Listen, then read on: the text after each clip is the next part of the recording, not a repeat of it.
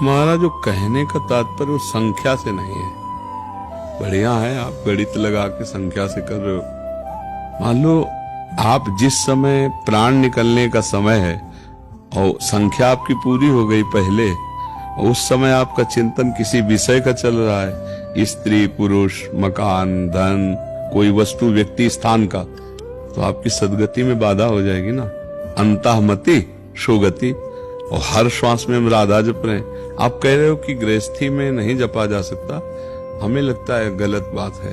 तुमसे ज्यादा हमारी सेवा है। गृहस्थी चैन से 9 से लेकर के 4-5 बजे तक तो सोता होगा, यहाँ 8-9 बजे शयन करते, 12:30 बजे जग जाते हैं, और दिन में नींद है नहीं, रात दिन अपना कार्य चालू किए हुए हैं। कितना गृहस्थी में 4 लोग होते होंगे ना, यहाँ 40-50 हजार तो सुबह खड़े होते हैं रोड में केवल, और सबसे आंख मिलाना है। इतने दृश्य देखने के बाद एक भी फोटो किसी की नहीं होनी चाहिए। कैमरा खुला है लेकिन अंदर से ऑफ है, सबसे देख रहे हैं, सबसे मिल रहे हैं, सब जरूरत पड़ी तो बात भी कर रहे हैं, लेकिन नहीं, किसी से नहीं, अपने इष्ट के चिंतन में आप लोगों से मिल रहे हैं। अभी चल ही रहा है वो सत्संग सब करके, फिर भी चल रहा है। तो आपका गृहस्थी में इतना काम तो है नहीं, क्योंकि शरीर प्रधान कार्य गृहस्थी में होता है। गृहस्थी में शरीर प्रधान। आप ऑफिस भी जाओगे तो बराबर 4 घंटे प्रवचन नहीं देने हैं, 10 मिनट बाद की फिर चुप हो गए, तो उस समय चल रहा है राधा राधा राधा। और जब आप ऐसे चलाओगे तो हम जैसे तुमसे बात कर रहे हैं, तुम्हारे दिमाग में भी वही बसा हुआ है, राधा राधा राधा राधा। तो हम जप नहीं रहे लेकिन चल रहा है, जैसे धड़कन चल रही, जैसे श्वासें चल रही, ऐसे नाम चल रहा है। पर इसका अभ्यास किया जाता है। अगर हम ये मान लेंगे कि हम गृहस्थ हैं, हम ऐसा अभ्यास नहीं कर सकते, तो कभी नहीं होगा। ये मान लेंगे कि हम भगवान के अंश हैं, हम सब कुछ कर सकते हैं। जो एक संत कर रहे हैं वही हम गृहस्थी में रह के कर सकते हैं। क्या नहीं होता संत में? क्या संतों का भोजन नहीं बनता? संत कपड़ा नहीं पहनते? क्या संत मकान में नहीं रहते? अंतर ये है कि वो किसी से संबंध नहीं रखते और गृहस्थी में संबंध रखा जाता है, भाव में अंतर। तो क्या अंतर से तुम वैसे गृहस्थी में नहीं रह सकते?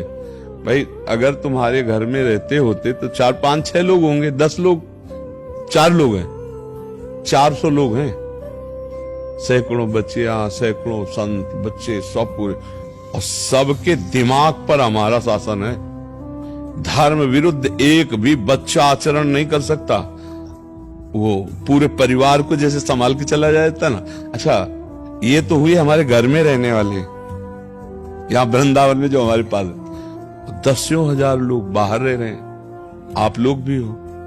अगर आप वास्तविक भाव से अगर मानोगे कि संत गुरु या कुछ, तो आप गलत करने की सोचोगे तो तुम्हारे दिमाग में प्रेमानंद छाया हुआ मिलेगा, और डर लग जाएगा कि यार नहीं, अगर दोबारा सामने गए तो फिर हमें डांट लग जाएगी, अब गलती नहीं करूंगा।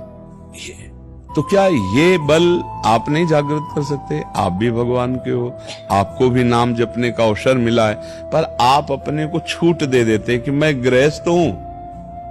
तो गृहस्थ में कोई लाइसेंस इस बात का थोड़ी दिया गया शास्त्र में कि आप मनमानी भोग भोगो, आप जैसा चाहो ऐसा करो।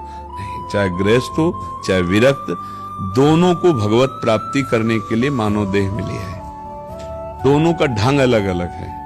आपको काम सताया तो धर्म पूर्वक अपनी पत्नी से, आपको मोह सताया तो धर्म पूर्वक अपने पुत्र से, लोभ सताया तो धर्म पूर्वक धन कमा करके।